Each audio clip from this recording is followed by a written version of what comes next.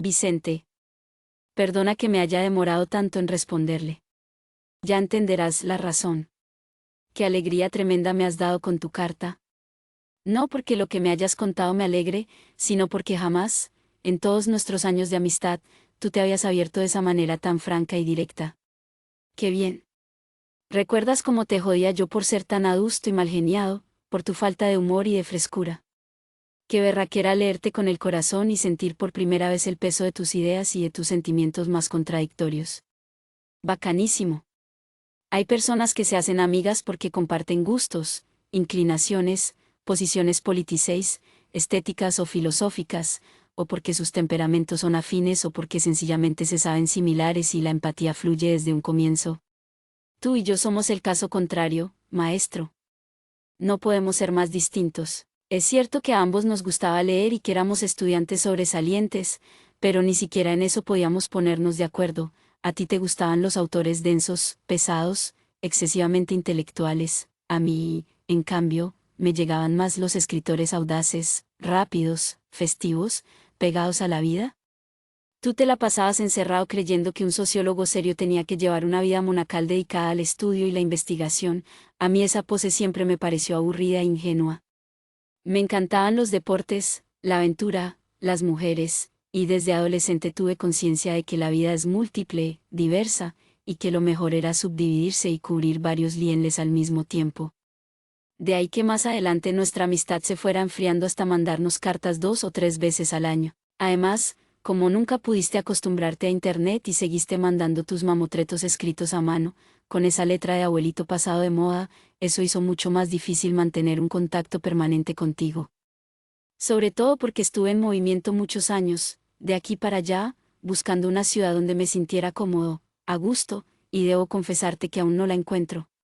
Siempre estoy en tránsito, siempre sé que tarde o temprano me iré.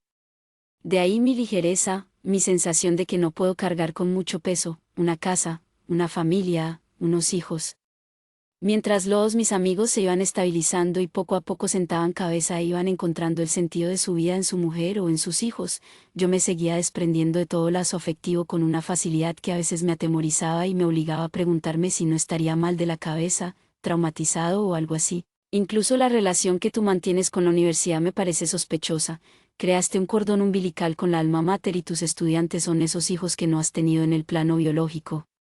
En el fondo, es lo mismo que hacen los demás, buscan donde apoyarse, necesitan vínculos sólidos para sentirse seguros, envejecen rodeados de una madre, en tu caso, la universidad, y de unos niños a los que hay que educar, tus estudiantes. Eso los tranquiliza, les garantiza una conexión con las generaciones venideras, una permanencia en el mundo más allá de su muerte. A mí me sucede exactamente al revés, maestro, no soporto las responsabilidades, los pesos, las obligaciones, no quiero permanecer, no me interesa educar ni convertirme en modelo de vida para nadie. ¿Cómo será mi repulsión a que otro ser vivo dependa de mí, que no puedo tener plantas ni mascotas? El solo hecho de saber que una mata o un gato están esperándome en casa y que si no los atiendo se van a morir, me crea rechazo, aseo, ganas de salir corriendo. Aborrezco ese tipo de lazos. Luego ya te podrás imaginar que soy el perpetuo adolescente, el inmaduro del paseo, el que nunca se hizo adulto, el que sigue por ahí con su morral al hombro recorriendo el mundo mientras cambia de trabajo y realiza los oficios más absurdos y descabellados. De ahí que nuestra amistad estuviera fundada sobre todo en nuestras diferencias y no en nuestras similitudes. Antes de entrar a comentar tu carta, quiero contarte algo que nunca te conté. Me parece justo hacerlo. Puesto que abriste tu corazón de esa manera, maestro, es necesario que yo abra el mío. Creíste que me había ido de Colombia porque me había ganado una beca para estudiar en la Complutense, en Madrid. No, viejito, esa fue una mentira que inventé para ocultar el verdadero motivo de mi fuga y de mi exilio voluntario de un país en otro. Sí estudié un año en la Complutense, pero no me gané ninguna beca. Me matriculé cuando llegué y después, a los 3 meses, logré un apoyo del Instituto de Cooperación Iberoamericana. Pero la verdadera causa de mi partida fue la siguiente: un día estaba en cine solo, tranquilo, lejos de la rutina del mundo de afuera, escondido en una sala oscura viendo una película de Antonio Uni, cuando a mi lado, de repente, una joven que estaba con su novio empezó a toser, se atragantó con unas papas fritas y un perro caliente, Y de un momento a otro se escurrió del asiento y se fue al piso. El novio se paralizó del miedo y no supo qué hacer. Me acerqué a ayudarlos, a intentar que la muchacha pudiera respirar. La pusimos boca abajo y la golpeamos en la espalda para que expulsara la comida que tenía atorada. No sirvió de nada y la joven seguía ahogada, sin aire, y los labios se le empezaron a amoratar levemente. Le grité al novio que teníamos que llevarla de afán a una clínica y entre los dos la alzamos y la arrastramos hasta la salida del teatro, el Patria, en la zona de los militares, en la calle 106. Buscamos un taxi, la subimos como pudimos, a las malas, a empujones, y le pregunté al joven qué seguro médico tenía ella. Colsanitas, me respondió con la voz temblorosa. A la clínica Reina Sofía, le ordené al taxista enseguida, mientras me hacía atrás e intentaba darle respiración boca a boca a la chica y le masajeaba el pecho para impedir un paro cardíaco. Entonces me di cuenta de lo joven que era, apenas una adolescente de 15 o 16 años. El taxista bajó por la calle 106 y tomó la carrera 9 hacia el norte. Iba muy asustado y dijo que si la muchacha se moría dentro del carro, él tendría serios problemas. Noté que ya, en efecto, empezaba a perder capacidad de respuesta, los ojos se le estaban apagando, la boca y la lengua se amorataban cada vez más y, lo peor de todo, el rictus de su cara inmaculada mostraba ya una apariencia mortuoria, como de una carne a la que la muerte la estaba invadiendo segundo a segundo.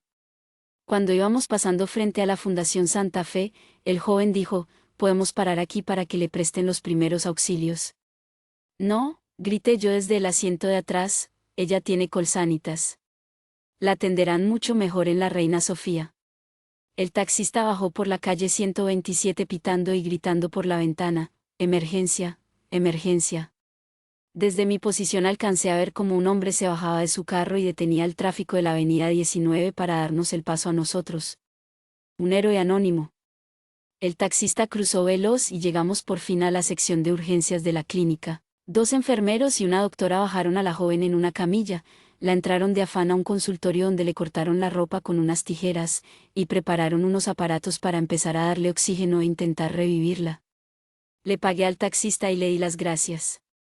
El novio de la muchacha estaba pálido y me confesó que estaba mareado y a punto de desmayarse. Lo ayudé a sentarse en la sala de espera y le dije que le avisara a la familia de ella dónde estaba y qué había pasado. Marco desde su celular y, con las manos temblorosas y tragando saliva, explicó con torpeza el accidente de la comida en el riñe. Colgó con la frente bañada en sudor y respirando con dificultad. «Ya vienen para acá», aseguró en voz baja, como si no tuviera fuerza ni siquiera para hablar. Esperamos unos minutos que me parecieron eternos. Finalmente una doctora salió del consultorio y nos avisó con tristeza que la muchacha había entrado a la clínica sin signos vitales, que habían intentado revivirla con un respirador artificial, pero que ya era demasiado tarde. No habían intentado métodos más drásticos porque el cerebro había pasado varios minutos sin recibir oxígeno y revivirla en esas condiciones significaba dejarla de pronto en coma, tetrapléjica o en estado vegetativo. Era mejor aceptar los hechos. Había muerto. El muchacho comenzó a llorar y temblaba como si estuviera al borde de un ataque de nervios. La doctora lo entró a otro consultorio y lo sedó para que pudiera resistir el golpe tan brutal que acababa de recibir. Yo no supe qué hacer en ese momento. Me llegó a la cabeza la frase del joven sugiriéndome que la ingresáramos a la Fundación Santa Fe y mi terca negación a detener el taxi en esa institución. Un error imperdonable que le había costado la vida a una persona, a una niña que hasta ahora empezaba a vivir. Se trataba de darle aire cuanto antes y yo le había quitado la posibilidad de recibirlo a tiempo. ¿Te imaginas, maestro, lo que sentí ahí, en esa sala de espera, mientras llegaba la familia de ella a enterarse de que su hija, su hermana, su nieta, había muerto por la imbecilidad de un desconocido que la había conducido a la muerte con unas buenas intenciones que habían resultado fatales? Yo, el buen samaritano que se acercaba a ayudar, era en realidad un asesino disfrazado, un criminal que había impedido que le dieran aire a una niña que se estaba muriendo entre mis brazos.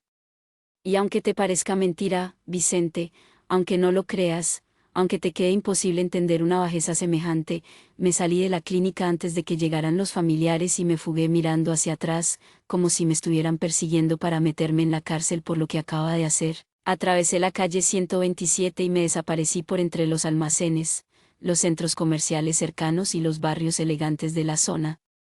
No fui capaz de dar la cara, de explicar, de asumir las consecuencias de mis actos. Mierda, viejo, no sabes lo que me duele recordar todo esto. Mientras te escribo estas palabras me retuerzo y aprieto las mandíbulas con ira, con la culpa intacta, con desesperación. ¿Por qué no detuve el taxi en el lugar correcto? ¿Cómo se me ocurrió semejante estupidez?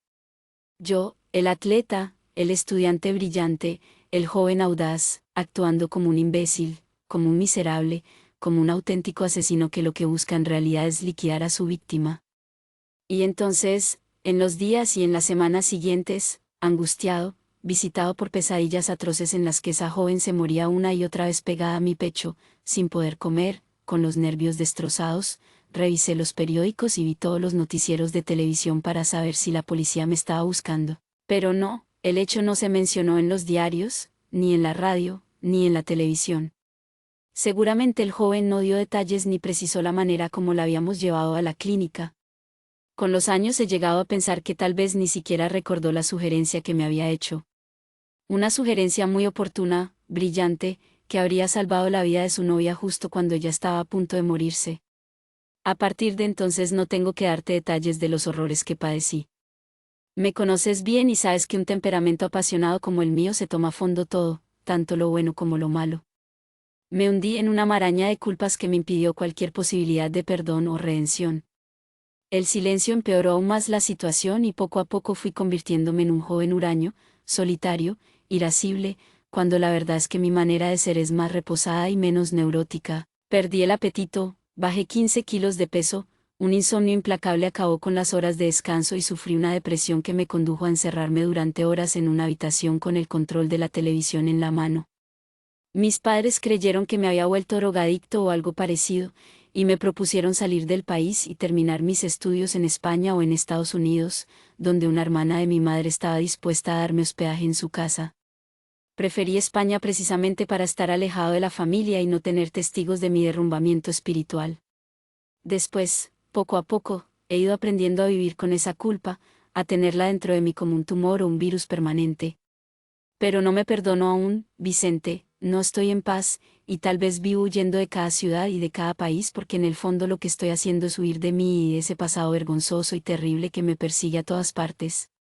Bueno, maestro, ya me desahogué y te conté la verdad. Ahora sí entremos en materia y comentemos tu carta con la minucia que amerita. Como yo no soy como tú, no me gusta escribir a mano y mi caligrafía parece un ejercicio de castigo mal hecho por un estudiante de jardín infantil, voy a ir guardando esta carta en un documento en mi computador, y al final te la anexo como un archivo y te la mando a tu correo electrónico. Me parece mucho más ágil y práctico.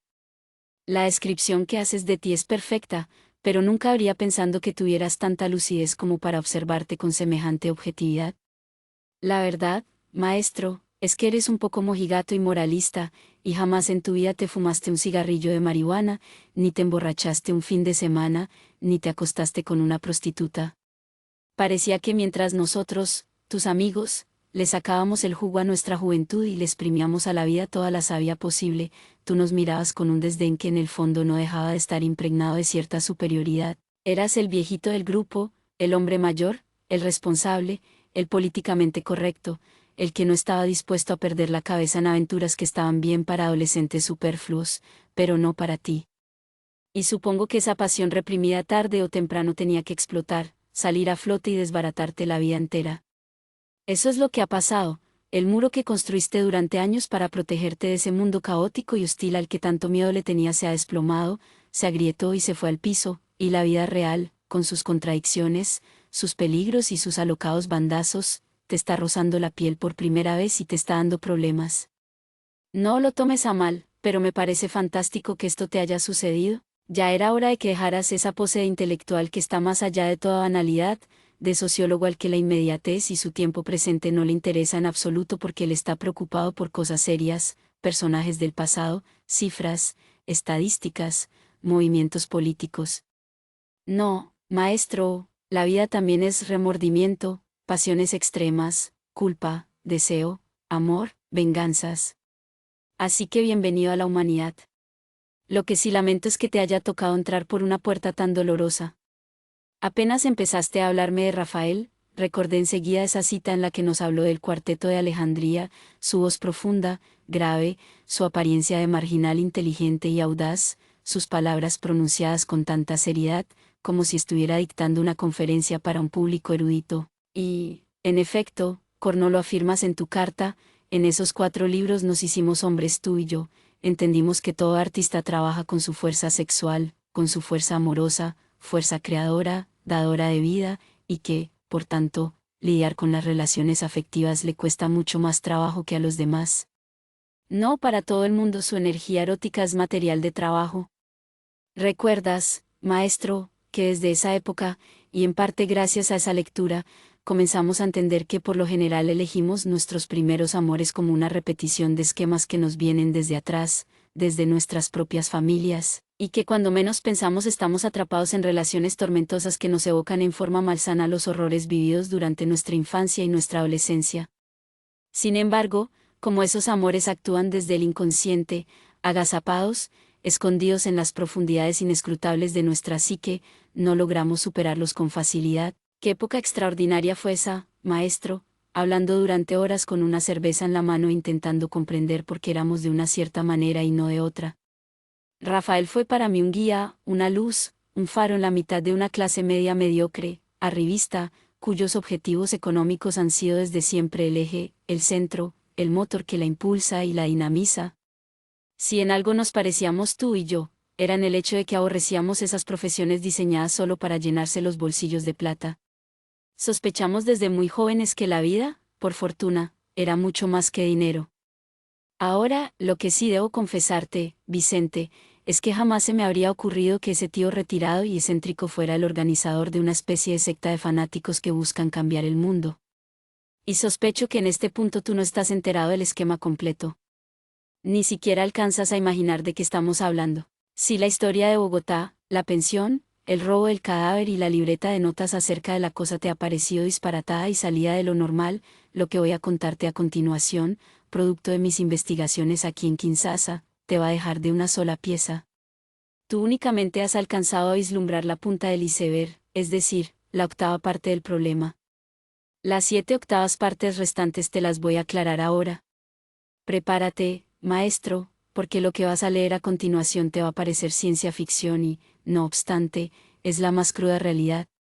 Después de leer esto, nunca más podrás ver el mundo con la misma ingenuidad de antes. Lo más seguro es que en primera instancia Rafael armara un proyecto propio, solo para él. Desconfió de la estructura social, de cómo una minoría de privilegiados se las ingeniaba para aplastar a los demás, explotarlos, dominarlos, someterlos. Sabía que él no quería formar parte de ese engranaje en el que entraban 1000 piezas más, los medios masivos de comunicación, la cultura del entretenimiento, la moral religiosa, y que para llevar a cabo ese proyecto de fuga era preciso estar alerta y, sobre todo, no comentar nada para no terminar recluido en una clínica para enfermos mentales. Así que se hizo el extraño, el raro, se alejó, pero no dijo que detrás de sus incomprensibles actitudes había un sustrato pensando, todo un plan que él había revisado una y otra vez hasta la saciedad. De ese silencio dependía el éxito del operativo que estaba llevando a cabo desde muy joven. Y tenemos que reconocerle que lo hizo bien, que se mantuvo al margen, que no negoció sus principios ni se vendió a cambio de dinero o de posición social, que es lo que busca la mayoría de la gente. Hasta aquí me parece que no hay nada que reprocharle, esté uno de acuerdo con él o no. Al fin y al cabo, cada persona es libre de hacer con su vida lo que le plazca, siempre y cuando no atente contra los otros. Lo grave empieza después, cuando llega a San Victorino y se pone en contacto con una tribu de desarrapados y vagabundos similares a él, y entonces lo que era una forma de vida estrictamente individual se volvió un proyecto general. Con un agravante, los integrantes que empezaron a vincularse a ese proyecto constituyeron un ejército y asumieron que en ese segundo paso ya no se trataba de escapar de la cosa, sino de oponerse a ella, de combatirla, de derrotarla. Ese salto significó el ingreso en una lógica guerrera y sus participantes conformaron pelotones, grupos de choque, pequeñas guerrillas urbanas bien entrenadas para la guerra que estaba a punto de desatarse. Este es el principio del delirio. Ahora, también hay que reconocer que durante años los organismos de inteligencia del Estado habían sido cómplices de la mal llamada limpieza social, y que esa población marginal había tenido que soportar persecuciones, torturas, fusilamientos secretos, ejecuciones extrajudiciales y toda una gama de atropellos que demostraba que el sistema no solo oprime y explota, sino que también liquida y asesina a aquellos que no considera ciudadanos de su gusto. Defenderse militarmente de la cosa no parece entonces tan descabellado, pero ya verás cómo las víctimas se convierten en victimarios sin el menor reparo moral. Apenas recibí tu carta me puse en contacto con un detective privado aquí, en Kinshasa. Vi su anuncio en un periódico local y acordamos encontrarnos en la zona de Matonge, donde los turistas suelen divertirse en las horas de la noche. Yo vivo en una zona residencial rodeada de árboles y de pasajes peatonales que se llama La Gombe, pero no me quedaba difícil transportarme hasta Matonge y entrevistarme con el tipo, un hombre de 60 o 65 años que de joven había sido miembro de los grupos paraestatales de Mobutu, el sangriento dictador que asoló a este país durante años. Le expliqué brevemente que necesitaba encontrar a don Gomnubungo cuanto antes, que no tenía fotos de él, y que apenas diera con un teléfono o una dirección me avisara para ponerme en contacto con él. Evité darle explicaciones relacionadas con tu carta y con las posibles actividades que había llevado a cabo en Bogotá. El detective me dijo que empezaría al día siguiente y que no me preocupara, que si Mubungo estaba en Kinshasa, antes de una semana me tendría sus datos y por lo menos un teléfono para contactarlo. Le pagué un anticipo de $500 y me despedí, sintiéndome tranquilo y relajado. A los 5 días exactos el detective me puso otra cita en el mismo lugar y lo noté nervioso, miraba hacia los lados y me dijo que no tenía mucho tiempo, que me daría la información completa y que no quería volver a saber nada de este asunto. Tú me conoces bien, Vicente, a mí no me gusta presionar a nadie y en situaciones así ni siquiera hablo, más bien dejo que la otra persona actúe como le dé la gana. Eso hice y entonces el detective me explicó atropelladamente que a don Gomnubungo lo buscaba la Interpol por organizar grupos terroristas y que era imposible dar con él en una ciudad como Kinshasa, con 7,5 millones de habitantes. Que de haber sabido la peligrosidad del individuo, él no habría aceptado un encargo semejante. Sin embargo, continuó diciendo, se había arriesgado más allá de lo que solía hacerlo, y me había conseguido el domicilio y el teléfono de un amigo de Mnubungo en Brazzaville, al otro lado del río. Y enseguida sacó una hoja de cuaderno y me la entregó. Terminó afirmando que no le debía nada, que como no había dado con el sujeto no podía cobrarme el excedente, se despidió tragando saliva y desapareció por la puerta del bar sin mirar hacia atrás. Me quedé con el papel en la mano y le eché un vistazo. En efecto, había un número telefónico, una dirección y un nombre, Patricio Banduno. Ojalá no se tratara de una estafa y el tal detective no hubiera copiado el nombre y los datos del directorio telefónico de Brazzaville. Al día siguiente llamé al número indicado y me contestó un hombre en francés. Su voz gruesa era de una cordialidad exquisita. Le expliqué que era un colombiano que deseaba ponerse en contacto con Nubungo y que lo único que había conseguido era su teléfono y nada más. Se rió suavemente a través de la línea y me puso una cita a las 3 de la tarde en su taller en Brazzaville. La dirección no coincidía con la de la hoja de cuaderno. Le di las gracias y le aseguré que estaría allí a las 3 en punto. Crucé el río Congo en el ferry de la 1 de la tarde, tomé un taxi en el muelle de Brazzaville y llegué a una casa de madera en las afueras de la ciudad. Yo pensé que se trataba de un taller de mecánica o de algo parecido. No, era un taller de pintura y de escultura. Patricio resultó ser un negro de 1,80 de estatura, 70 años de edad, una barba blanca muy poblada, unos ojos color miel y una sonrisa cuya bondad lo desconcertaba a uno apenas comenzaba la conversación. Patricio no tuvo ningún reparo en hablar sobre Mnubungo. Me dijo que habían sido amigos, pero que después de una ruptura no había vuelto a saber nada de él. Estaba enterado de que las autoridades lo buscaban, pero desconocía por completo su paradero actual, sus actividades y sus propósitos. Le pregunté entonces cómo lo había conocido y por qué, y la conversación, que duró 7 horas, me dejó estupefacto. Lo que insinuabas en tu carta no era sino una mínima parte de un complejo dispositivo internacional cuyo eje africano, desde hace muchos años, es Mnubungo. Intentaré explicártelo con mis propias palabras y supongo que olvidaré detalles que Patricio me fue dando mientras abríamos una botella de vino y charlábamos a nuestro antojo, en esa tarde cerrada y oscura que pronosticaba la próxima temporada de lluvias. Cuando Mnubungo regresó al Congo, a principios de los años 80, empezó a reclutar a una serie de intelectuales y artistas en torno a un movimiento político que se llamaba África Nueva.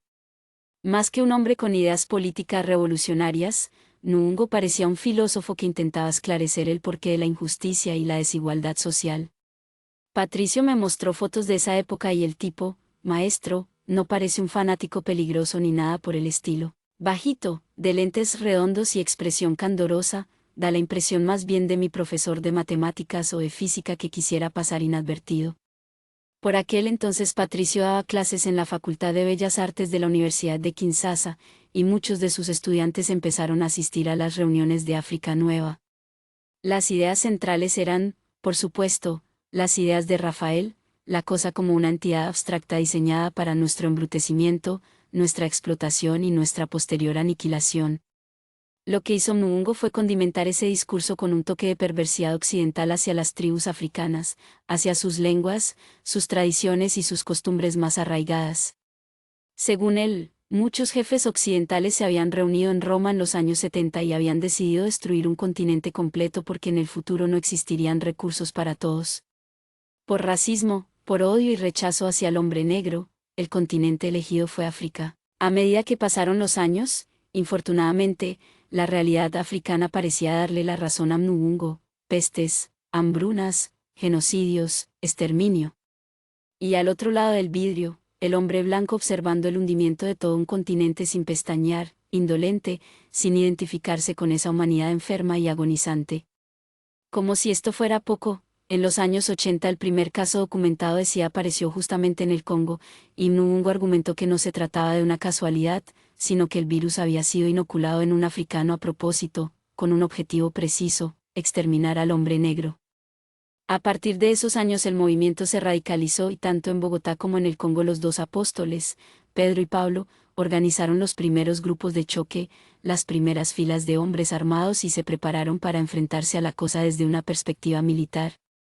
Muvungo había conocido a Rafael en Bogotá durante una misión religiosa. En sus inicios, había formado parte de una especie de iglesia adscrita a la teología de la liberación que le daba la vuelta al mundo visitando comunidades marginales y necesitadas. Las tesis de Rafael lo sedujeron de tal manera que decidió asumir posiciones más radicales y menos ingenuas. Cuando regresó a Kinshasa mantuvo contacto con la organización de Bogotá, pero decidió bautizar a mi grupo congolés con otro nombre, La Célula. Y le añadió un discurso de liberación del hombre negro, una lucha en la que era necesario mostrar que la cosa, en sus raíces más profundas, estaba diseñada por blancos para hundir a la gente de color. Sus ídolos, por supuesto, eran todos de raza negra, desde Mohamed Ali hasta Nelson Mandela, pasando por Martin Luther King, Malcolm X y las Panteras Negras. Sus primeros acercamientos populares los hizo en las zonas más pobres y abandonadas de Kinshasa, en barrios como Matete, Ngiringiri y Kisenso, lugares que poco a poco se iban transformando en basureros y cordones de miseria. Algunos intelectuales y artistas que trabajaban como docentes o investigadores en la Universidad de Kinshasa, como Patricio, se unieron a él y lo acompañaron a sus primeras reuniones en busca de seguidores fieles que estuvieran dispuestos a una lucha por la liberación definitiva de toda opresión. El problema era que en la medida en que Muvungo iba tomando fuerza, su discurso se radicalizaba cada vez más. Iba perdiendo los matices y los puntos medios, y su visión demostraba, peligrosamente, un fanatismo impregnado de rabia y de resentimiento. Hasta que terminó confirmando las sospechas de muchos y estableció contactos con fracciones de rebeldes que venían de militar en ejércitos terroristas o grupos religiosos, y, en la medida en que fueron apareciendo Internet, teléfonos celulares y buscapersonas, armó una red de telecomunicaciones eficaz que lo mantenía unido a otros líderes interesados en poner bombas, volar autobuses, promover paros sindicales o protestas universitarias. La sede de Bogotá cumplió más o menos el mismo proceso y ambas secciones mantuvieron un estrecho contacto. Cuando llegamos a este punto recuerdo que a Patricio le cambió la expresión del rostro y se entristeció, bajó la cabeza y me habló con un cierto cansancio interior que quizás le venía de haber visto siempre la misma historia, unos hombres utilizando ciertos argumentos para justificar el odio y la barbarie. Me contó que en todos los puntos del planeta se estaban conformando partidos y asociaciones cuyo interés principal era la guerra, y que en consecuencia la célula creció, se ramificó, creó lazos con miles de individuos en todos los países y multiplicó sus acciones de sangre y destrucción. El primer ejemplo de Patricio me dejó de una sola pieza. Me habló de un profesor de matemáticas cuyo talento rayaba en la genialidad y que, cansado de una sociedad consumista, agresiva e hiriente, se había exiliado en una choza y se había dedicado a construir refinadas bombas que enviaba por correo. Su nombre, Theodore Kaczynski. ¿Te acuerdas de este tipo, Vicente, y de cómo la noticia de su captura le dio la vuelta al mundo? Los organismos de seguridad norteamericanos lo llamaban el Unabomber. Kaczynski ingresó a la Universidad de Harvard a los 16 años, luego cursó un máster en matemáticas en la Universidad de Michigan, y más tarde trabajó como profesor en Berkeley 2 años. Al final compró una casa de madera y un terreno pequeño en Montana, y se refugió allí a llevar una vida de ermitaño. Desde 1979 no cobró ningún tipo de sueldo y eso implica que, hasta su captura en 1996, vivió 17 años siendo autosuficiente. A lo largo de ese tiempo envió varias cartas bomba a universidades, aerolíneas y empresas de alta tecnología. Sembró de tal modo el terror por correspondencia, que paralizó el negocio de marketing directo, pues la gente, después de ver en diarios y noticieros de televisión a las víctimas de Kaczynski mutiladas o muertas, se negó a recibir correspondencia de procedencia desconocida. ¿No te acuerdas, Vicente, de la foto de este tipo con barba, con el cabello revuelto y la mirada alucinada? Pues Patricio me confesó que era considerado una especie de padre o de neopionero ecologista, e incluso me nombró toda una corriente de intelectuales que lo leen, tiene un manifiesto que puedes consultar por internet, y que lo estudian, que se cartean con él desde la cárcel y que acatan sus instrucciones cada vez que se enfrentan en marchas callejeras a las políticas del Fondo Monetario Internacional o la Organización Mundial de Comercio. Esta fracción es llamada por algunos teóricos anarcoprimitivismo, y muchas ideas de Rafael las podrás reconocer en ese manifiesto. Para decirte que Muungo se escribió varias veces con Kaczynski y que desde la prisión el Unabomber coordinó varios de los enfrentamientos entre la célula y la policía de Kinshasa. Ahora, ¿desde cuándo existía ese triángulo entre Kaczynski, Muungo y Rafael? Eso sí no te lo puedo contestar, como tampoco sé si algunas ideas originales de Rafael pudieron quizás influenciar ciertos puntos del manifiesto de Kaczynski. Es decir, no sabemos quién influenció a quién, o si establecieron contacto y se pasaron información los unos a los otros al mismo tiempo. Lo cierto es que hay rasgos comunes, trazos que reconocerás, y Patricio me aseguró que Muungo y Kaczynski se cartearon durante varios años y que tal vez lo continúen haciendo. También podemos suponer que a través de su discípulo congolés, Rafael tuvo que ver con el terrorista matemático de Montana, nunca lo sabremos. Algo que inquieta mucho cuando lees el manifiesto de Kaczynski es que no son anotaciones delirantes ni suposiciones descabelladas. No, Vicente, hay un sustrato verídico, fácil de confirmar, y solo como abrebocas, para que veas la inmensa relación que tiene con la teoría de la cosa de Rafael, te envío el primer punto del manifiesto: la revolución industrial y sus consecuencias han sido un desastre para la raza humana. Ha aumentado de manera exagerada la expectativa de vida de aquellos de nosotros que vivimos en países avanzados, pero ha desestabilizado la sociedad, ha hecho la vida imposible, ha sometido a los seres humanos a indignidades, ha conducido a extender el sufrimiento psicológico, en el tercer mundo también el sufrimiento físico, y ha infligido un daño severo en el mundo natural. El continuo desarrollo de la tecnología empeorará la situación. Someterá a los seres humanos a grandes horrores y humillaciones, e infligirá gran daño en el mundo natural. Probablemente conducirá a un gran colapso social y al sufrimiento psicológico, y puede que conduzca al incremento del sufrimiento físico incluso en países avanzados. ¿Ves lo que te digo? Hay una tenebrosa lucidez en estas ideas. Y este es solo el primer párrafo de 100 páginas.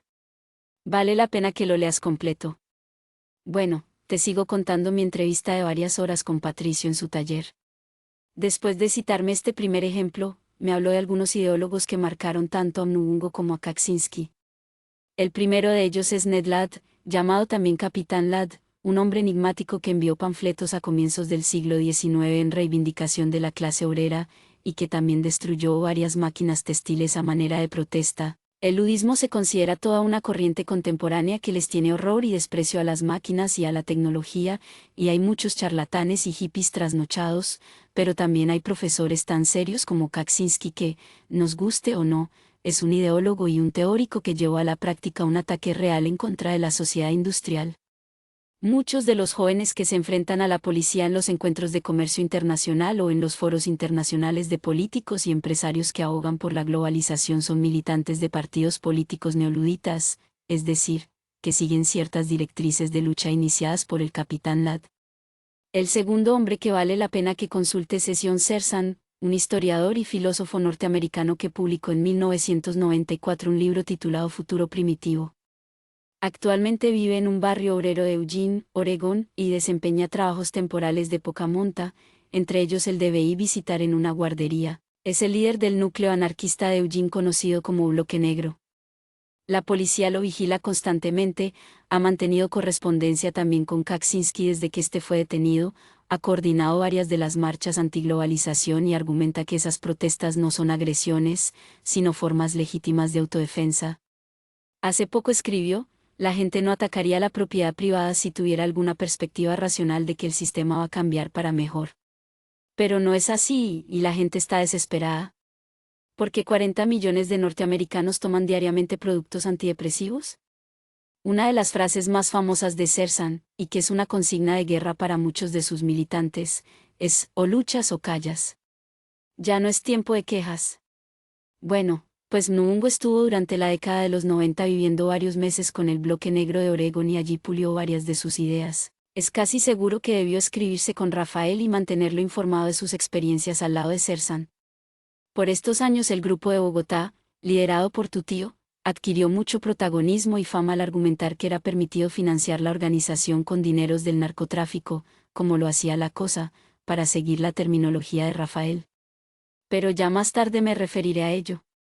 Lo que quiero que recuerdes es que a comienzos de los años 90, cuando entra César Gaviria al gobierno en Colombia e instaura una economía abierta, Rafael y los suyos no se quedan quietos como espectadores, sino que buscan lazos con ciertos carteles y crean el famoso proyecto Apocalipsis. Ya te hablaré de él más adelante.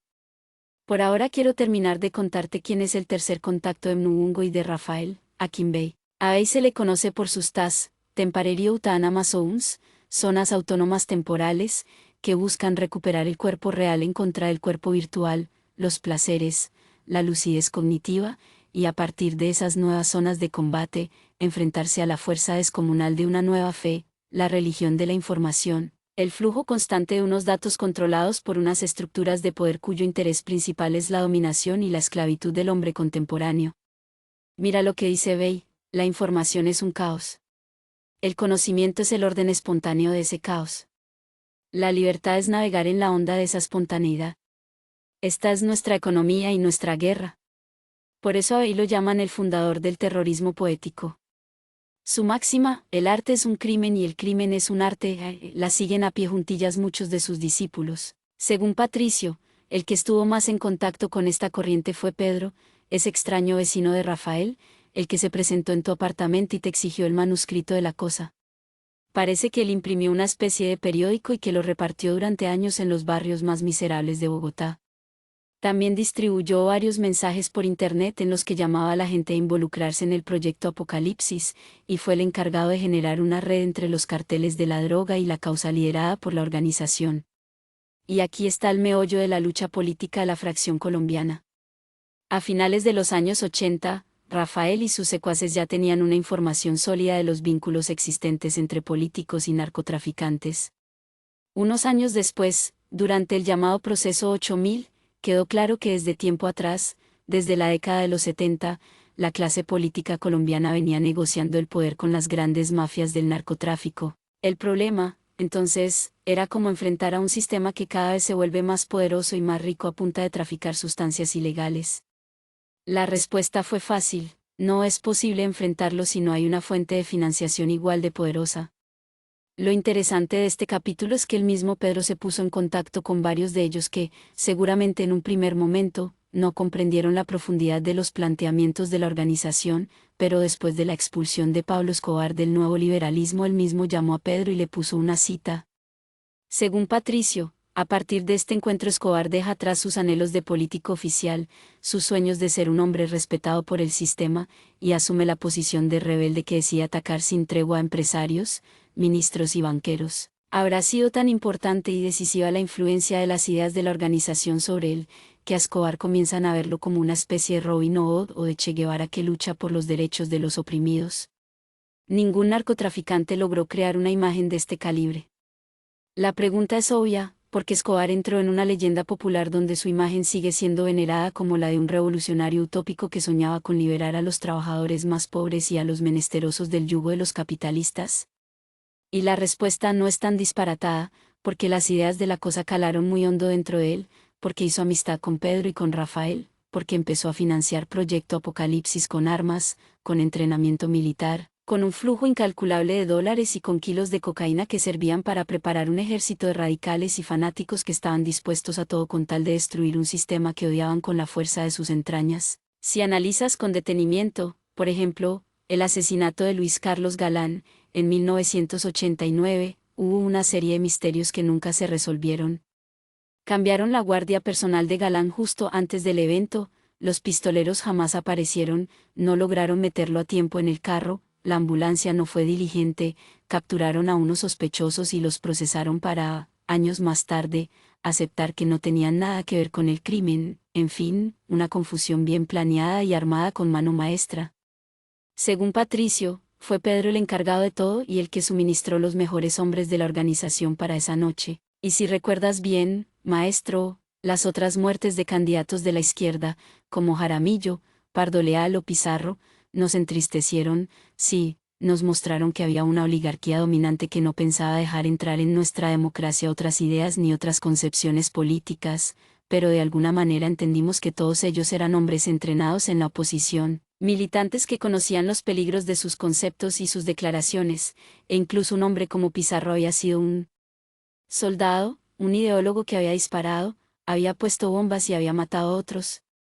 Sin embargo, Galán era otra cosa, era un político que creía en la democracia, que había combatido siempre dentro del sistema, un hombre pacífico al que nos quedaba imposible imaginar con un revólver en la mano o lanzando una granada. Ese crimen no era como los demás, y aunque nos hicieron creer que se trataba solo de un odio que le tenían al tanto los políticos tradicionales, corruptos, sucios, tramposos, como los narcotraficantes, había un ingrediente adicional, era un atentado contra la sociedad en general, contra el sistema, contra esa farsa que los poderosos han llamado democracia para justificar todos sus atropellos y sus bajezas. Esa noche, cada uno de nosotros murió un poco. ¿Por qué ese crimen nos dolió tanto? Porque estaba planeado para minar las bases mismas de lo que hasta entonces había sido nuestra escasa y mínima estabilidad. Y si te das cuenta, detrás se siente la mano siniestra de una fuerza diferente de las que hasta entonces habían actuado. Patricio me aseguró que Mnubungo hablaba por esas semanas en Kinshasa de un crimen que estaba a punto de dejar a la organización de Bogotá en las primeras filas del terrorismo internacional, y que el mismo Patricio, hombre de confianza y mano derecha de Mnubungo por aquellos años, habló directamente con Pedro en un inglés precario que ambos chapucearon en el teléfono. A partir de entonces, la organización fue clave para los movimientos de Pablo Escobar y Rafael se afianzó como un líder que empezó a ser considerado a nivel internacional una especie de gurú, de santón que se oponía a todo tipo de explotación, opresión y globalización de la miseria. En 1991, a Escobar lo recluyeron en una cárcel diseñada y administrada por él mismo. ¿Te acuerdas, maestro, del escándalo tan berraco que se armó cuando aparecieron los lujos del tipo en esa prisión, la catedral, la discoteca, los jacuzzis y los guardaespaldas? Para César Gavina, presidente por aquel entonces, ese episodio fue toda una vergüenza internacional. Y ese mismo año, cuando intentaron trasladar a Escobar de esa cárcel a otra custodiada por cuerpos estatales, el tipo se fugó en las mismas narices de las autoridades. ¿A que no adivinas quién fue el encargado de recogerlo y de esconderlo? Sí, maestro, el mismo Pedro en persona viajó desde Bogotá en un vuelo relámpago y acudió al llamado de Escobar. Le llevó ropa de mujer, un poco de maquillaje, unos zapatos de tacón, y así, como si fuera una matrona paisa que recorre los caminos acompañada por sus hijos, Escobar, el capo más importante del planeta, se les escapó a los cuerpos de inteligencia del Estado colombiano. Imagínate, maestro. ¡Qué locura! Lo que hizo Pedro fue aplicar técnicas de camuflaje, de transmutación andrógina, como si el asesino número uno del país de pronto se hubiera transformado en su doble femenino, en su súcubo, y así, con peluca, con medias veladas, con los labios pintados y un canasto lleno de verduras en la mano, el hombre pasó frente a los agentes especiales que lo rastreaban por todas partes, y no lo reconocieron. Me imagino que esa misma noche, atacados de la risa y celebrando una ocurrencia tan brillante por parte de Pedro, los hombres de confianza de Escobar y algunos de la organización debieron cantar y festejar hasta la madrugada, entre botellas de aguardiente y comidas de primera clase. Durante el año 1993 las cosas se pusieron muy feas para Escobar. Se había armado un escuadrón de justicia privada llamado Los Pepes, perseguidos por Pablo Escobar, y otro estatal, el Bloque de Búsqueda, y lo persiguieron y lo acorralaron sin darle tregua ni respiro. Muchas veces Escobar logró escapar gracias a sus disfraces y a sus estrategias teatrales. Sin embargo, cada vez le quedaba más difícil salir ileso y alcanzar a refugiarse en una guarida segura y a salvo de delatores que estuvieran detrás de cobrar las recompensas que se ofrecían por información que condujera a su captura. Y fue justamente en los últimos meses de 1993 cuando Escobar, según me afirmó y reafirmó Patricio, le pidió a Pedro que quería conocer personalmente a Rafael, que no le interesaba ya hablar con él por teléfono ni enviarse mensajes escritos. Deseaba conocer y charlar con el líder de una futura revolución mundial, porque a la organización, como ya te lo expliqué, no le interesaba tomarse el poder de un gobierno, sino resquebrajar el sistema y hacerlo pedazos. A Escobar, tal vez como producto de las reclusiones obligatorias que tenía que cumplir en sótanos y en pequeños agujeros cavados en escondrijos secretos, se le ocurrió que antes de que lo asesinara cualquiera de los dos bandos que lo buscaban, tenía que entrevistarse con ese hombre solitario y barbudo que se la pasaba entre libros tanto de día como de noche, y que quizás no era una mala idea protegerlo para que su misión aniquiladora pudiera llevarse a cabo. Rafael aceptó y viajó en un vuelo comercial a Medellín. Los hombres de Escobar, siguiendo 1000 esquemas de seguridad, lo condujeron de un barrio a otro, lo cambiaron de carro varias veces y le vendaron los ojos, hasta que por fin lo hicieron entrar en una casa situada en un barrio obrero, sin mayores lujos ni aspavientos. ¿Cómo sería la situación de Escobar por esos meses que le tocaba pasar días y noches en edificaciones miserables y locales de mala muerte? Nadie sabe qué hablaron Escobar y Rafael en aquella entrevista. Según Patricio, los últimos guardaespaldas del patrón contaron más tarde que los dos hombres se habían encerrado durante más de 8 horas a conversar ininterrumpidamente. ¿Planearon en aquel cuchitril el fin del mundo entre los dos? Decidió Pablo jugarse una carta maestra en el último minuto y apoyar el proyecto Apocalipsis para vengarse de esa clase política y empresaria que lo buscaba para liquidarlo. Le encargó a Rafael trabajos especiales, atentados, asesinatos con nombres propios para llevar a cabo después de su muerte. No se sabe nada con certeza. Los rumores indican que en esa cita Rafael consiguió por parte del capo un apoyo económico significativo y que varios millones de dólares que llegaron a Bogotá en los días siguientes sirvieron como base para secuestrar, poner carros bomba y financiar una guerra que hasta ahora estaba comenzando. La versión de Patricio no deja de tener sentido. Me dijo que él pensaba que Escobar, en esa recta final, sintió miedo, se asustó de verdad, entendió la importancia de estar vivo. Pero ya no podía echar marcha atrás, ni entregarse ni rendirse. Y si llegaba a mostrar ese miedo, si su gente se lo percibía, estaba también perdido porque lo interpretarían como cobardía, y todo lo que había construido a lo largo de años se iría a pique. Lo que en realidad comprendió Escobar en esas semanas finales fue la magnificencia de estar vivo, el milagro de ver, tocar, oír, oler, escuchar, soñar, sentir, pensar. Seguramente, como le sucede a muchas personas que han tenido lujos, propiedades suntuosas, millones de dólares y carros muy costosos, se dio cuenta de que lo único que vale la pena, el único bien imprescindible es la vida misma, nuestros ojos, nuestras manos, la infinita complejidad de nuestro cerebro. Y no quería morirse, no soportó la idea de ser separado de sus hijos y de su mujer, de una película alquilada los domingos con palomitas de maíz en una mano y una gaseosa en la otra, del cumpleaños de su chiquita entre bombas y torta de chocolate, de una caminata con su hijo en las horas de la noche, de los frijoles con chicharrón los domingos en la casa de su madre. Porque cuando hemos estado a punto de perder la vida, todos los detalles que antes nos parecían insignificantes, cotidianos, intrascendentes, de repente adquieren un brillo especial, una luz única, y entendemos su relevancia y su profundidad. Por eso Escobar llamó a Rafael, porque solo conversando con un fanático que está más allá de todo, un fanático que desde el comienzo ha rechazado los placeres y los afectos y la vida de familia, solo al lado de alguien así es posible recuperar la antigua confianza en sí mismo y enfrentar la persecución y la muerte. Rafael le debió recordar quién era, cuál era su importancia, porque el sistema que él había combatido desde sus años juveniles era en efecto una porquería, una máquina abominable, y porque haber vivido por fuera de las reglas de esa sociedad apestosa y mediocre lo salvaba, le otorgaba una importancia que quizás las futuras generaciones reconocerían con afecto y admiración. No sé, maestro, si me estás captando la idea, si comprendes lo que aquella tarde intentó transmitirme Patricio. En circunstancias parecidas, otros habrían llamado al sacerdote de confianza, se habrían confesado y habrían encomendado su alma a Dios para poder morir en paz consigo mismos. Escobar no podía hacer algo así, pero sí necesitaba ayuda espiritual, apoyo moral, fuerza para enfrentar a sus enemigos y morir en su ley, y fue Rafael el encargado de prepararlo, de tranquilizarlo, de mostrarle que su causa tendría millones de seguidores en todo el mundo y que todas las armas eran válidas para oponerse a un sistema que desde sus mismas entrañas apestaba y hedía por sus altos niveles de descomposición. Y los consejos funcionaron, porque en esa recta final Escobar no se amedrentó, no se entregó, no pactó nada, y aceptó ese destino que desde siempre había trazado para sí mismo.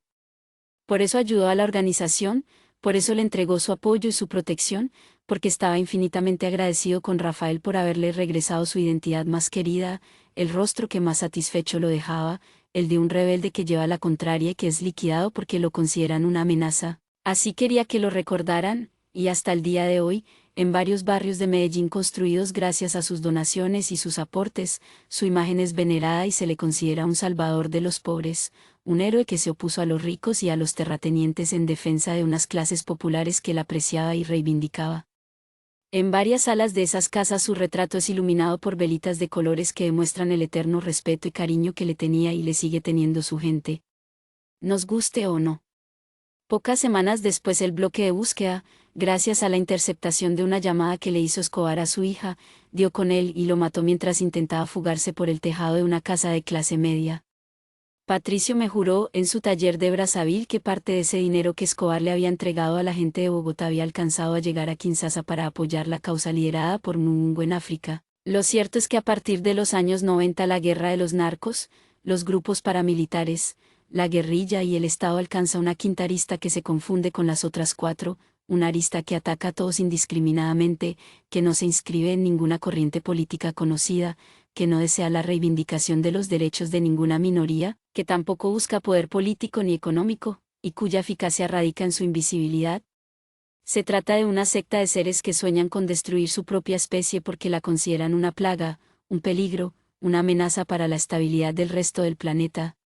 Y esa quinta arista no estuvo en la mente de los organismos de seguridad colombianos ni internacionales sino hasta mucho tiempo después, cuando empezaron a sospechar que algo no funcionaba bien en su esquema, que había un hueco, una zona en blanco que no podían rellenar con nada conocido hasta ahora por ellos. Y cuando se dieron cuenta de su error, ya era tarde, porque la organización se había convertido en una fuerza poderosa que multiplicaba sus tentáculos por todo el globo a una velocidad asombrosa e inédita que jamás se había visto en el pasado. Una fuerza que se negaba a ser vencida por la cosa y que, por primera vez en la historia, amenazaba con hacerle daño de verdad. Te podrás imaginar entonces, maestro, que desde finales de los años 80 en adelante no tenemos ni idea de cuándo ni dónde actuó la organización. Lavaron dólares a diestra y siniestra para carteles grandes y pequeños, invirtieron en tráfico de drogas, prostitución, casinos y juegos de azar, sirvieron de soporte para grupos de delincuencia común que robaban edificios enteros o secuestraban empresarios para luego vendérselos a la guerrilla, pusieron bombas bajo las órdenes de paramilitares, narcotraficantes y guerrilleros, asesinaron periodistas, políticos y gente de la farándula, en fin, hicieron y deshicieron a su antojo sin que los organismos de seguridad del Estado sospecharan de ellos ni de sus oscuros propósitos. Y lo más importante, crearon una red eficiente que contactaba a todos los grupos terroristas del planeta y les explicaba los beneficios de actuar en conjunto, ayudándose los unos a los otros y protegiéndose para evitar ser detenidos, intervenidos o desmantelados. Con decirte que a estas alturas de la conversación con Patricio, él se levantó y me trajo un artículo de prensa de un español, Luis del Pino, y me dijo que le echara un vistazo. El autor cuestionaba la presencia de Al-Qaeda en los atentados del 11 de marzo en Madrid. Y razones no le faltaban, en este caso no hubo terroristas suicidas como los de Nueva York, Pakistán, Yemen o Londres, un procedimiento típico de esta organización terrorista, utilizaron a personas no musulmanas, lo que se bautizó como la trama asturiana, lo cual escapa por completo al comportamiento de integristas que solo se fían de personas que comparten sus mismas creencias y convicciones. Hubo participación de confidentes policiales, Antonio Toro, Carmen Toro, Suárez Trasorras, Rafa Souvier y muchos otros, que deja a Al-Qaeda como una organización ligera y negligente, cuando lo que hemos visto es exactamente lo contrario, que sus planes, armados muchas veces a lo largo de años enteros. Son de una impecabilidad y una eficiencia inigualables. Para rematar, ese 11 de marzo actuaron también delincuentes de poca monta, vulgares traficantes que ponen en aprietos cualquier tipo de atentado y que además están dispuestos a soltar la lengua para negociar rebajas de pena o libertades condicionales. Al-Qaeda contratando a matones de discotecas y camellos callejeros. La verdad, se pregunta el articulista Luis del Pino, resulta difícil creer que, a diferencia de otros atentados, los seguidores de Bin Laden hubieran bajado la guardia en Madrid y se hubieran dedicado a cometer una serie de fallas y errores de principiante. Eso era lo que decía el artículo y, cuando levanté la mirada, Patricio me aseguró que en este, como en muchos otros, él había visto la mano invisible de la organización, de Proyecto Apocalipsis, de la Célula y de tantas otras filiales que los discípulos de Rafael deben tener regadas por los 5 continentes a estas alturas. Si entiendes, Vicente, que una hipótesis semejante cambia por completo la concepción que uno hasta ahora ha tenido de la realidad. Y en este punto no sé si comprendes bien lo que quiero decirte. Uno tiene la imagen de que a estas organizaciones llegan una cantidad de psicópatas, enfermos mentales, resentidos sociales y fracasados suicidas que no pudieron hacer una vida como la que llevamos los demás. Nada más falso, maestro. No es así. En todos los países hay miles de estudiantes, empleados e intelectuales que se presentan por su propia voluntad a organizaciones terroristas con el sueño de ser aceptados. En el caso de Al-Qaeda, para solo citarte un ejemplo, apenas pasa el 12% de los que se presentan. ¿Te das cuenta? No hay una serie de ideólogos maquiavélicos que intenten capturar adeptos ingenuos. Nada de eso. Es más fácil entrar a una universidad en Estados Unidos que entrar a Al-Qaeda. Miles de personas son rechazadas en todo el mundo y tienen que regresar a sus casas a intentar llevar una vida apacible y serena. ¿El perfil de terrorista que tenemos no coincide con la realidad? En un experimento de los años 70, dirigido por el psicólogo social Stanley Milgrana, pusieron a varios voluntarios frente a un control de mando para enviar descargas eléctricas a un individuo que estaba detrás de un vidrio de seguridad.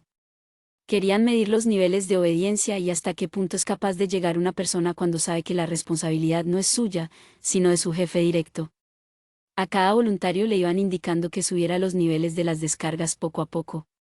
Lo que ellos no sabían era que detrás del vidrio estaba un actor profesional fingiendo los temblores y los dolores de la tortura. ¿Tú crees que los voluntarios se detenían rápido, se compadecían, se apiadaban o se indignaban por lo sucedido? No, maestro. Seguían enviando electricidad hasta matar a su víctima. Incluso un porcentaje muy alto siguió enviando descargas cuando el sujeto ya estaba muerto, el actor, por supuesto, representando su papel. ¿Sí captas la dimensión del experimento? Amas de casa, abuelitos dulces, adolescentes colegiales asesinando sin ningún tipo de remordimiento. ¿Quién puede ser un terrorista? Respuesta: cualquiera. Cuando las agencias de inteligencia empezaron a investigar a los terroristas que pusieron las bombas en el metro de Londres, creyeron que se iban a tropezar con el perfil característico de un marginal con conflictos psicológicos a quien le cuesta mucho trabajo adaptarse a la vida gregaria y familiar. La sorpresa fue mayúscula. En su gran mayoría eran jóvenes simpáticos y amables a los que les iba muy bien en sus estudios, que teman novias a quienes amaban de verdad y que practicaban 1 o 2 deportes con regularidad. Incluso sus compañeros de colegio y de universidad los recordaban con afecto y admiración. Eso cambió por completo la percepción sobre este problema. Así que cuando ya era de noche y salí del taller de Patricio, el mundo que yo conocía antes de entrar allí ya era otro. Habíamos conversado a lo largo de varias horas y ambos estábamos cansados y con ganas de dormir. Le di las gracias por su tiempo y le prometí una visita posterior. Crucé el río en el último ferry de la noche y llegué a mi apartamento de Kinshasa bien entrada la noche. Sentí escalofríos de solo recordar varios de los episodios de la conversación. Kaczynski carteándose desde la cárcel con 400 seguidores suyos y armando desde su celda protestas, marchas y atentados. El babysitter de Oregón, que era el jefe de los bloques negros que se habían enfrentado en Seattle a la policía con garrotes y piedras. El terrorismo poético de Bey, la amistad entre Escobar y Rafael en los últimos días del Capo, las luchas de Mnungungo en África manteniendo siempre el contacto con sus amigos de Bogotá. ¿En qué mundo había vivido yo hasta ese momento? Casi no logro conciliar el sueño. La cabeza me daba vueltas.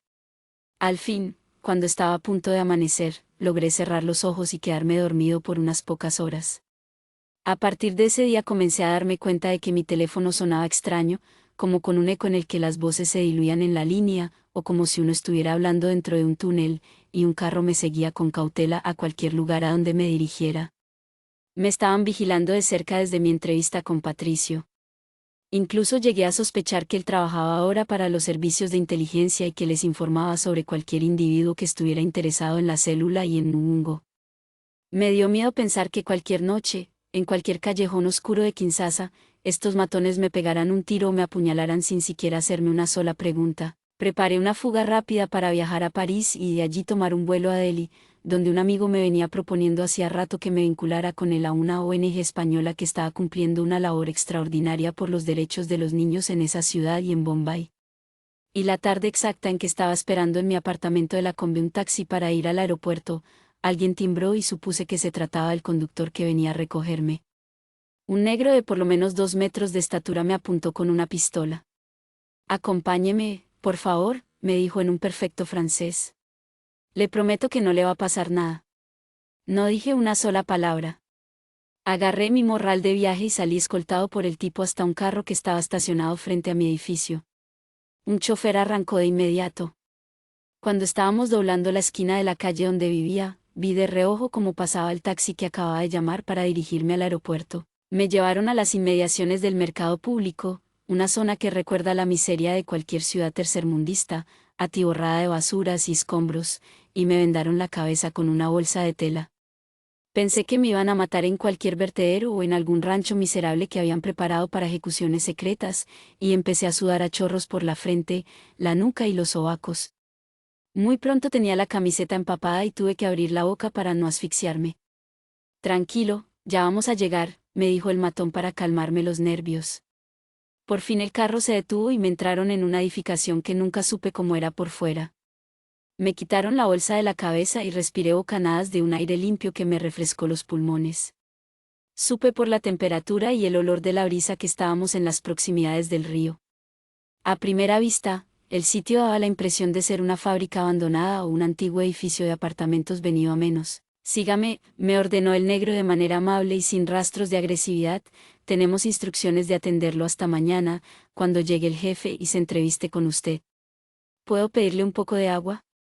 Supliqué con los labios resecos y la garganta cerrada a causa de la sed. Por supuesto. En la habitación encontrará todo lo que necesite. Por la amabilidad del gorila supuse que no me iban a matar, o que por lo menos no lo iban a hacer tan rápido. Me condujeron hasta el segundo piso y allí entré en un recinto cerrado que tenía una cama, un baño y una nevera de hotel. El conductor del carro me dejó el morral sobre la cama. Si necesita algo, hay un timbre en la pared, me dijo el gigante señalando un botón rojo arriba de la cama. Y cerraron la puerta con llave. Lo primero que hice fue abrir la nevera y beber con ansiedad directamente de una jarra de agua. Luego saqué del morral los útiles de aseo y los puse en el baño, una escena absurda, como si fuera un turista que acabara de llegar a un hotel de lujo. Creo que intentaba cumplir rutinas sabidas de memoria para no descomponerme, para no desmoronarme y empezar a suplicar clemencia. De alguna manera, trataba de mantener el equilibrio, de no perder el precario control que aún tenía sobre mí mismo. Te maldije 1000 veces por haberme enviado esa carta, por tener de tío a ese bicho raro que me había conducido a un secuestro cuyas consecuencias todavía estaban por verse. Porque me había involucrado yo en esa historia absurda. ¿Qué diablos me importaba a mí que a tu tío se le hubieran tragado las ratas en un caserón maloliente del centro de Bogotá? Mi vida estaba lejos de escenas semejantes, me dije, lejos de esa ciudad que para mí era un recuerdo punzante y doloroso, porque entonces había caído en la trampa y te había puesto atención en lugar de seguir mi camino como si nada hubiera pasado. En fin, maestro, se me ocurrieron 1000 preguntas de ese estilo y otras que mejor no te digo para no ofenderte. Lo cierto es que en la medida en que iban pasando los minutos me fui tranquilizando y empecé a pensar con cabeza fría. Si me hubieran capturado las fuerzas estatales, la policía militar de Kinshasa o algo así, estaría en un calabozo o con un disparo en la nuca. No tenía sentido. En cambio, el procedimiento de la capucha, el edificio abandonado en las afueras de la ciudad, el cuarto con baño y con nevera implicaba que había sido la gente de Mubungo la que me había secuestrado. Eso no era una maravilla de noticia, pero de algún modo me tranquilizaba. No obstante, me preguntaba, ¿para qué? ¿Con qué fin? ¿En qué podía servirle yo a la célula? Y para responder algo así había que tener paciencia y esperar. Ese día saqué un libro de Anthony Burgess que había comprado recientemente e intenté concentrarme en su lectura. Luego me dormí unos minutos y cerrando la tarde entró el hombre que había conducido el auto, quien me dejó un plato con carne asada, arroz y un potaje de un tubérculo que aquí en el Congo llaman bugú. ¿Hasta cuándo debo permanecer en este lugar? Pregunté con el ceño fruncido, sin miedo, con el aplomo ya recuperado. Mañana llegará el jefe y quiere entrevistarse con usted muy temprano, me contestó él con amabilidad. ¿Cuál jefe? No estoy autorizado para darle ninguna información. Tenga paciencia, es cuestión de pocas horas. No, es muy agradable estar encerrado aquí, dije paseando la vista por la habitación. Nos tocó adelantar el operativo porque escuchamos que usted salía ya para el aeropuerto. Teníamos su teléfono intervenido. ¿Desde mi visita a Patricio? Es mejor que hable mañana con el jefe. Que pase buena noche. Y salió sin decir nada más. Comí con avidez, volví a tomar agua de la jarra, leí un rato más y me recosté a intentar dormir. No lo logré. Me llegó a la memoria la historia de la joven que había muerto en mis brazos, su mirada transparente, su piel rozagante, su juventud virginal. ¿Por qué? Porque no había parado yo en la Fundación Santa Fe para que le dieran aire y le prestaran los primeros auxilios. ¿Cómo era posible que hubiera jugado en esa forma tan irresponsable con la vida de un adolescente que necesitaba en ese momento de mi buen criterio y de mi audacia? Me recordaría el novio como el asesino de su novia, el tipo que había intervenido de repente para asfixiarla y asesinarla. Si ahora, después de tantos años, se encontrara conmigo por la calle de manera desprevenida, sin planearlo, ¿reconocería mis ojos, mi boca, mis manos criminales? Ese joven habría necesitado tratamiento psiquiátrico para recuperarse, para poder rehacer su vida. La veía en las noches antes de dormir, como me sucedía a mí, la escuchaba, sentía los estertores de su cuerpo agonizante. Al fin pude quedarme dormido un par de horas a la madrugada, cuando de pronto se abrió la puerta y entró un hombre de raza negra, de estatura mediana, pasado de peso, con una ligera barriga abultándole una camisa barata, con un rostro de maestro de escuela bonachón y con unos lentes redondos que le daban un aire docto y académico. Se sonrió apenas me vio, se sentó en el borde de la cama y me dijo en un perfecto español, en un tono de voz pausado y afectuoso, como si yo fuera su hijo o su sobrino preferido: no sabe la alegría que me da conocerlo.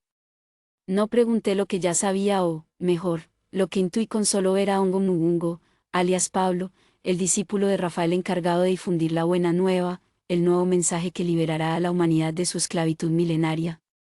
Lamento mucho si esto parece un secuestro, dijo en el mismo tono de afecto familiar y con una sonrisa melancólica cruzándole su rostro bonachón. Nos toca tener estrictas medidas de seguridad para evitar sorpresas.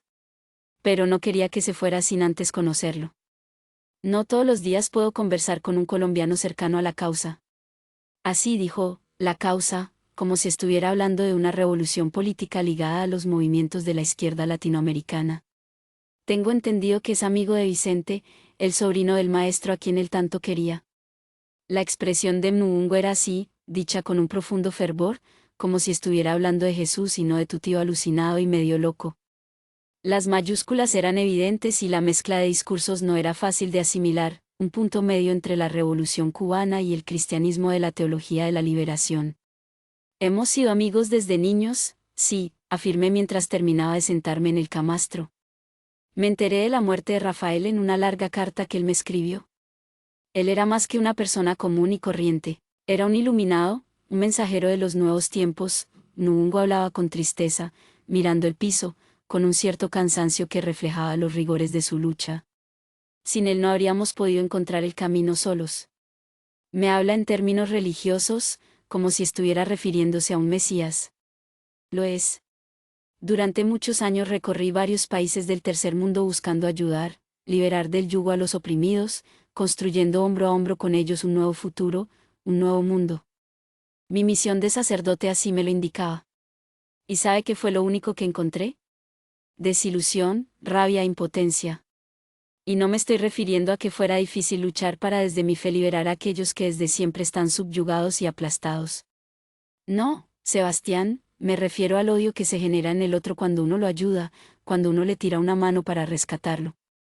Ser solidario es la mejor manera de decirle al otro que uno es superior, que es más fuerte, que está mejor preparado para la vida. Por eso despierta no solo suspicacias, sino rencores muy profundos, envidias, resentimientos. Supongo que ya lo habrá comprobado en repetidas ocasiones. Basta prestarle un dinero a alguien o apoyarlo moralmente para que el otro tarde o temprano lo deteste y hable mal de usted a la primera oportunidad que tenga. El refrán popular es en este caso de una sabiduría muy acertada: ¿qué favor le habré hecho yo a fulano para que me odie tanto? Sí, infortunadamente es cierto, somos animales desagradecidos, resentidos, ruines. Y esa era la razón por la cual yo nunca fui feliz. La imagen de sacerdote imbécil y aborrecido por sus feligreses me deprimía hasta las lágrimas. Hasta que llegó el maestro y nos enseñó no la piedad ni la conmiseración, sino la astucia, la lucha, el enfrentamiento directo con la opresión. Desde entonces no siento compasión, sino que le exijo al otro que se una a nosotros, que la pelea por su liberación, que no permita que lo sigan aplastando y humillando más. No pretendo ser un hombre caritativo, sino un buen estratega militar. Y ahora no solo me aprecian y me respetan, sino que saben que tengo razón, que no hay otra salida, que ya se acabó el tiempo de las oraciones y los lamentos. Llegó el tiempo de la acción. A lo largo de su exposición, Nubungo en ningún momento se exaltó ni subió el tono de su voz. Todo esto lo dijo con cierta nostalgia, con resignación, mirando el piso de esa habitación secreta donde estábamos él y yo sentados en un camastro metálico donde muy de vez en cuando levantábamos los ojos para contemplarnos cara a cara, como si nos diera miedo esa mirada directa, como si prefiriéramos comunicarnos de ese modo, eludiéndonos, haciéndonos quites, escondiéndonos el uno del otro. Desde mis años de estudiante, aquí en la Universidad de Kinshasa, andando de una pensión en otra, jodido, sin 5 centavos en el bolsillo, desarrollé una especie de alergia a todo tipo de arribismo. Mientras amigos muy cercanos soñaban con viajar por el mundo y hospedarse en los mejores hoteles, con ser algún día adinerados, con tener propiedades en Europa, con comprar carros último modelo como los del hombre blanco, yo veía como mi país se hundía en la miseria, el hambre y la desigualdad. Mis compañeros de pensión muchas veces no tenían literalmente con qué comer. Y empecé entonces a desarrollar un desprecio visceral hacia el dinero. Mi impulso natural es a compartir la plata, a donarla, a entregársela a otros. No sé ahorrar, no tengo una buena concepción del dinero, no sé admirar el éxito económico, nunca envidio las comodidades ni las propiedades de otros. Lo mismo me sucedió desde muy joven con las mujeres. No me gustaban las universitarias, ni las muchachas blancas de clase alta, ni las que pertenecían a familias adineradas. En repetidas ocasiones, al comienzo sospeché que se trataba de prejuicios míos, pero luego confirmé que se trataba de una posición muy extendida. Me he tropezado con este tipo de mujer y siempre me desagrada en ella su arribismo, su clasismo aberrante, su racismo cruel y despiadado hacia nosotros, los hombres negros, con quienes ellas se pueden ir a la cama una noche o dos, sí, pero con quienes jamás se casarían ni tendrían hijos. En cambio, y quizás como un rechazo a ese mundo que gira en torno al dinero y la posición social, ese mundo que usted mismo habrá respirado en Bogotá porque en todas partes es el mismo, me encantan las mujeres populares, las negras como yo, con sus caderas enormes y su nostalgia a flor de piel, las isleñas con sus sonrisas deslumbrantes, las maestras de escuelas públicas a las que les noto ese compromiso irrestricto con su pueblo, esa misma desesperación que me atraviesa y que no me deja dormir. Por eso he terminado muchas veces yéndome para el otro lado y metiéndome con mujeres indeseables, porque hay algo en ellas que me duele, algo humano, muy profundo, que siento que me pertenece, que también es mío. Quizás por eso mismo también me gustan tanto las historias de tipos que de un momento a otro lo abandonan todo y se quedan viviendo entre pescadores o campesinos humildes, con una camiseta rota y unos pantalones descosidos. De ahí la fuerte impresión que causó en mí el maestro desde la primera vez que lo vi. Nubungo guardó unos segundos de silencio, como si estuviera evocando esa imagen de su primer encuentro con Rafael. Luego siguió hablando con ese ritmo pausado que lo caracterizaba. Entonces, si lo que yo deseo con el alma es no tener más, no escalar en la pirámide social, no relacionarme siempre en la misma línea o hacia arriba, como hacen los demás, ¿qué sentido puede tener para mí el dinero? Ninguno, a menos que yo pueda entregárselo a la causa, donarlo, cederlo para multiplicar nuestros objetivos de justicia y liberación. Si algo me ha enseñado el maestro es que todo esto es un sueño, ilusión sobre ilusión, y que la única realidad, el único sustrato que vale la pena defender, es la potencia espiritual de la vida, esa fuerza avasalladora que trasciende toda materialidad. Nubungo levantó los ojos y suspiró mientras miraba el techo de esa habitación clandestina. Antes me la pasaba buscando dinero para mis obras de caridad, continuó hablando ese discípulo rebautizado como Pablo. Tenía que asistir a comidas elegantes y entrevistarme con empresarios exitosos y terratenientes. No hay mayor asco que el que nos produce ese tipo de personas adineradas que sienten un extraño placer en pisotear a los otros, en despreciarlos, en humillarlos. Me criticaba todo el tiempo por sentir ese odio creciente dentro de mí, pero no lo podía evitar. Los bares elegantes, los restaurantes costosos, los almacenes selectos, todos esos lugares que los ricos suelen visitar para hacer alarde de su bienestar y de su pretendida superioridad me daban mareo, me repugnaban de una manera visceral, automática. Ahora ese desprecio que antes me angustiaba alimenta mi lucha, me fortalece, me es útil. Ya no tengo que arrodillarme para pedir limosna, para suplicar una ayuda o para explicar los problemas de salud de una comunidad entera. Ahora planeo golpearlos donde más les duela, los presiono, los destruyo. Y siento un alivio tremendo al hacerlo. Nubungo se quitó los lentes y empezó a limpiarlos con la punta de su camisa. Ese gesto parecía otorgarle un aire inofensivo. Yo seguí escuchándolo sin mirarlo de frente. Lo más detestable del sistema en el que vivimos es que corresponde a nuestros instintos más primitivos. Sobreponerse, dominar, aplastar, devorar son comportamientos que practica cualquier fiera salvaje. Enseñarle a un joven a que tenga éxito y se pare sobre los hombros de sus compañeros es fácil porque en la raíz más profunda de su psique animal está esa información. Lo difícil sería enseñarle lo contrario: solidaridad, afecto, igualdad, tolerancia. Nuestro sistema es bárbaro, les enseña a nuestros muchachos a competir, a clavarle los colmillos a sus compañeros, es el opuesto de una auténtica civilización.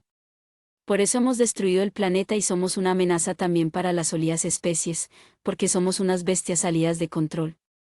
El problema es que dialogar con bestias es imposible, hacerlas razonar, modificarle su información es una empresa que no tiene sentido.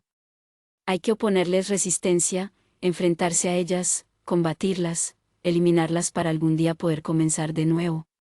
Y estoy seguro de que no hay nada más revolucionario que ver a una oveja atacando a un león, o ser testigo de cómo una gacela enfrenta a un leopardo y termina por acorralarlo y matarlo. Eso no suele pasar en la naturaleza y es lo que estamos intentando. No crea que nosotros luchamos por el poder, como otros grupos. El poder no nos interesa en absoluto. Peleamos por una humanidad donde sean posibles la justicia y la igualdad, pero también combatimos por los animales, por los bosques, por los océanos. Hemos comprendido que somos una especie peligrosa, dañina, corrupta, y que con frasecitas y conferencias y publicaciones de libros no vamos a provocar en nuestros enemigos sino risas. Hay que enfrentarse a ellos y al menos morir con la conciencia tranquila de que nos negamos a ser idiotas útiles. Si lo piensa con cuidado, se dará cuenta de que el verdadero cristianismo está muy cerca del anarquismo. Nos han vendido la idea de que el anarquista es un ser rebelde que está contra todo y contra todos. Nada más falso. El anarquista no quiere recibir ni dar órdenes, no quiere estar por encima ni por debajo de nadie. Quiere igualdad siempre. ¿Y qué era Cristo? ¿Un revolucionario, un profeta que deseaba liberar al pueblo judío en contra del Imperio Romano? No, era un pensador que anhelaba, de manera radical, que nadie estuviera por debajo de otro, que nadie se arrogara el derecho de sentirse superior a otros y que terminara oprimiéndolos, explotándolos, esclavizándolos. ¿Se rodeó Jesús de prestamistas, comerciantes y aristócratas? No, estuvo rodeado de pescadores humildes, carpinteros y prostitutas. ¿Y no dijo, acaso, que era más fácil que un camello pasara por el ojo de una aguja que un rico entrara al reino de los cielos? ¿A qué se refería con esa frase tan dura y excluyente? A que su mensaje liberador no lo podían entender quienes aplastaban y oprimían a los demás, sino los del bando contrario, los que no tenían con qué comer, los que pasaban necesidades y angustias, los que carecían de un techo seguro para dormir. Por eso, un auténtico cristiano está muy cerca del anarquismo y encuentra en él quizás el último humanismo posible. Nungo terminó de limpiar sus lentes, se los puso con ademanes pausados y me miró a los ojos por primera vez, mientras cambiaba ligeramente el tono de su voz e intentaba entusiasmarse con sus propias palabras. Pero bueno, todo esto usted lo sabe de memoria. Conoció al maestro en persona, supongo. No tengo por qué fatigarlo con discursos. Sí, significó mucho para mí cuando lo conocí. Leí con Vicente, su sobrino, libros que él nos recomendó cuando éramos muy jóvenes. Así era él. Cambiaba la vida de los que tenían la fortuna de tropezárselo en el camino. Hubo un silencio de pocos segundos. Nungo se puso de pie y dio unos pasos por la habitación. Continuó hablando con el ceño fruncido, como si estuviera haciendo un gran esfuerzo para concentrarse. Lo que quiero ahora es explicarle la razón por la cual tuvimos que interceptarlo y traerlo a este lugar. Después de su visita al taller de Patricio, uno de nuestros hombres, perteneciente al Frente Lubumba, se enteró de que los servicios de inteligencia del Congo lo ficharon a usted y decidieron detenerlo e interrogarlo. Y sabemos lo que eso significa. Así como lo pueden soltar con facilidad y creerle sus declaraciones, lo pueden también enterrar en un calabozo el resto de vida que le queda. Ellos eran los tipos que me vigilaron estos días. Sí. El hecho de que hubiera hablado con Patricio, un hombre que ahora no está con nosotros pero que tampoco nos ataca ni nos denuncia, más su pasaporte colombiano, los intrigó hasta el punto de sospechar si no sería usted uno de los enlaces entre Proyecto Apocalipsis y la célula. ¿Y por qué no detienen a Patricio y lo interrogan? Ya lo hicieron muchas veces. A él lo protege ahora una organización internacional de derechos humanos. No les queda fácil arrestarlo ni desaparecerlo. Prefieren mantenerlo bajo vigilancia estricta, y ahí caí yo sin saber nada. Exactamente. ¿Pensaban detenerlo en el aeropuerto, cuando se dispusiera a salir del país? Su pasaporte es ahora su condena. La única posibilidad que tiene es seguir nuestras instrucciones. ¿Qué instrucciones? Cambiaremos su aspecto y su identidad. Sabemos que viaja usted a Bombay. Le hemos conseguido un tiquete en otra aerolínea con su nuevo nombre, Arnulfo Gómez Prieto, un nombre común y corriente en cualquier país de América Latina. Su pasaporte es ahora de Costa Rica. Debe cortarse el cabello a ras y ponerse un bigote postizo, eso es todo. Le tomaremos la foto y en pocas horas le tendremos su documentación lista y su tiquete aéreo en orden. ¿Por qué hace esto? No quiero que alguien que estuvo cerca del maestro, así sea tangencialmente, termine torturado y con un tiro en la nuca en una de las prisiones de mi país. Recuerde que aquí somos expertos en masacres y genocidios. El nombre de Mobutu ensuciará para siempre a mi pueblo. No deseo nada parecido para usted. Sé que lo único que le interesa por ahora es informarse, leer, pensar, tal vez escribirle a su amigo quiénes somos nosotros y cómo actuamos. Pero más adelante, quién sabe, lo tengamos de nuestro lado y entonces nos será muy útil un hombre de sus características. No sé nada por ahora, dije aceptando mi confusión. Pero le agradezco lo que está haciendo por mí. No se hable más. Empecemos ya. Para ahorrarte más descripciones, maestro, te diré que me corté el pelo a la manera militar, me puse un bigote falso, me vestí con unos jeans, una camiseta y una chaqueta de pana, y pasé las requisas y las revisiones de pasaporte con mi nueva identidad, Arnulfo Gómez, ciudadano costarricense dedicado al mercado de computadores, casado, con 2 hijos y en viaje de negocios. No tuve ningún inconveniente y llegué a Madrid, hice conexión con un vuelo de Iberia a Delhi y de allí a Bombay en un vuelo local atiborrado de peregrinos que iban a cumplir una especie de promesa a los templos de sus creencias. Y aquí estoy, Vicente, escribiéndote desde el hotel donde estoy hospedado ahora y mandándote esta carta, que en realidad comencé a escribir en Kinshasa, al correo electrónico que me indicaste. No sé qué será de mí, pero ya era hora de que te contara todo lo que me ha sucedido desde que recibí tu extraña misiva sobre la muerte de Rafael. Supongo que ambos tenemos la sensación de que nos hemos subido en un tío vivo cuya dirección no podemos controlar. Espero que todo lo que te acabo de contar cambie en algo la percepción que tenías sobre este asunto y que te alejes de estos sujetos para evitarte problemas de seguridad que incluso pueden poner en riesgo tu vida. Como no tendré dirección fija, escríbeme a este correo, al menos por ahora. Bueno, viejo, no dejes de leer estas páginas con calma y con la certeza de que son producto de ese afecto puro que nos ha unido desde nuestros más remotos años infantiles. En tránsito, como siempre, Sebastián. Querido Sebastián. Leer tu carta fue una experiencia devastadora. No porque la información que me das me haya impactado, ya te contaré cómo me enteré yo de toda esta locura, sino porque el solo hecho de haberte puesto en peligro me entristece y me genera mucha culpa. Has sido y sigue siendo mi único amigo realmente cercano, mi hermano de infancia y de adolescencia. No es justo que te haya metido en este lío tan tremendo. Creo que escribí la carta anterior en medio de una efervescencia irresponsable que casi te cuesta la vida. Por todo ello te ofrezco mil excusas. Por otro lado, tu confesión también me conmovió y me hizo recordar que, en efecto, tú cambiaste de un momento a otro sin dar explicaciones de ninguna clase. En aquel entonces se lo atribuía a nuestra juventud, a ese difícil proceso mediante el cual uno entra al mundo de los adultos sin entender muy bien cómo ni por qué. Sencillamente respeté tu decisión de alejarte, de encerrarte en un mundo aparte y de luego viajar para terminar tus estudios en otro país. Asumí que tu vida era distinta de la mía y que no podía exigirte que no cambiaras ni que fuera siempre el mismo. Ahora, después de leerte, me doy cuenta del terrible sufrimiento que te partió la vida en dos y que por aquellos días supongo que te condujo a un infierno que los que estábamos a tu lado no podíamos comprender. Me duele no haberte servido de nada en un trance tan complejo.